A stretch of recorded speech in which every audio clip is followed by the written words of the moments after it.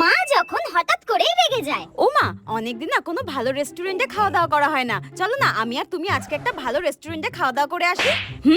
অনেকদিন হয়ে গেল বাইরের খাবার খাওয়া হয় না। সত্যি তো ঠিক আছে, যত পারবি বাইরের খাবার খাবি যা। আমি আজকে থেকে বাড়িতে রান্না করা বন্ধ করলাম। আমার খাবার খেতে তো খুব কষ্ট হয়, গলা দিয়ে নামে না তোদের। আমি আবার এসব কখন বললাম? আমিও দেখবো তোর পকেটে কত টাকা আছে আর সেই টাকা দিয়ে কতদিন বাইরে খেতে পারিস। আমি আজকে থেকে রান্না বান্না বন্ধ করলাম। যা বাবা, মা এরকম রেগে গেল কেন? বিস্ফোরণ হওয়ার আগে পালাই এখান থেকে। কিছুক্ষণ পর আচ্ছা, মা আজকে এরকম রেগে আছে কেন? আইডিয়া, মাকে একটু ভালো ভালো কথা বলি, মার রাগ গলে যাবে। ও মা, আজকে না তোমাকে খুব সুন্দর লাগছে জানো তো। মনে হচ্ছে একদম স্বর্গ থেকে নেমে আসা সুন্দর পরী। বাবা, এতদিন ধরে তো আমাকে দেখছিস, কই কোনোদিনও তো এরকম কথা বলিসনি। হঠাৎ এত তেল মারছিস? টাকা লাগবে না বন্ধুদের সঙ্গে দীঘা যাওয়ার প্ল্যান করেছিস? কোনটা? রিঙ্কি, পালা এখান থেকে। মায়েরা যতই রাগ দেখাক না কেন, ভালোবাসাটা কিন্তু একই থাকে। হ্যাপি মাদার্স ডে মা।